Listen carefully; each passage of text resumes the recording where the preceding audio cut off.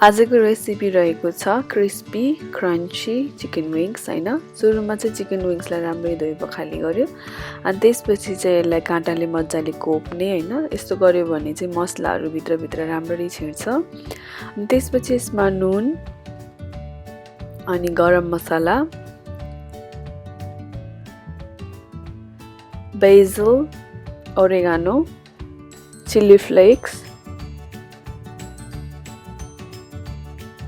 cumin powder, coriander powder अनि garlic र जिन्जरको पाउडर अनि त्यसपछि 3वटा अन्डा राख्ने अनि मजाले मोल्ने यसलाई। अनि मजाले मोलिसकेपछि चाहिँ 1 दिनको लागि मेरिनेट गर्न छोडे पनि हुन्छ अथवा 2-3 घण्टा मेरिनेट गरेर पकाए पनि हुन्छ। मैले यो दिन चाहिँ 3 घण्टा जस्तो मेरिनेट गरेर यसलाई पकाएको थिएँ।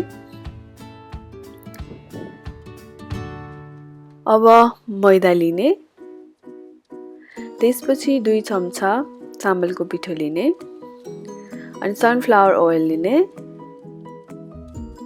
त्यसपछि अघि न हामीले म्यारिनेट गर्न छोडेको चिकन निकालेर त्यसलाई राम्ररी मिक्स गर्ने। त्यसपछि मैदा र चामलको पिठो जुन छ त्यसमा चाहिँ मजाले वरिपरि लाग्ने गरेर चिकन विङ्सलाई चाहिँ राख्ने।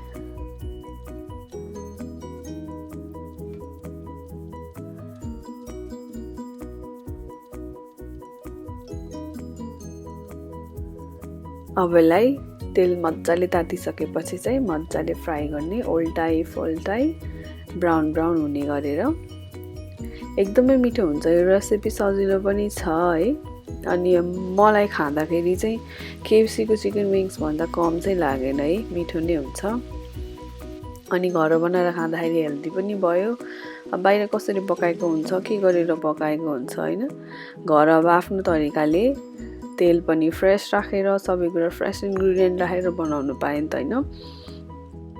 अनि मेरो अब चाहिँ चिकन विङ्स रेडी छ हैन। अनि यसलाई चाहिँ म तत्तलाएर फ्राइजसँग चाहिँ डेकोरेट गर्छु। यो मसिनो खालको फ्राइज चाहिँ एकदम मिठो हुने रहेछ हैन, मार्कादोनाबाट लिएको। यसमा चाहिँ मैले बेसिल, ओरेगानो, साल्ट अनि त्यसपछि चाहिँ चिल्ली हुन्छ नि पाउडर राखेँ हैन। यस्तो मिठो हुने मायोनिज र केचपसँग खाँदाखेरि पनि अथवा विदाउट मायोनिज र केचपसँग खाँदाखेरि पनि यो फ्राई चाहिँ अति नै मिठो हुने रहेछ है।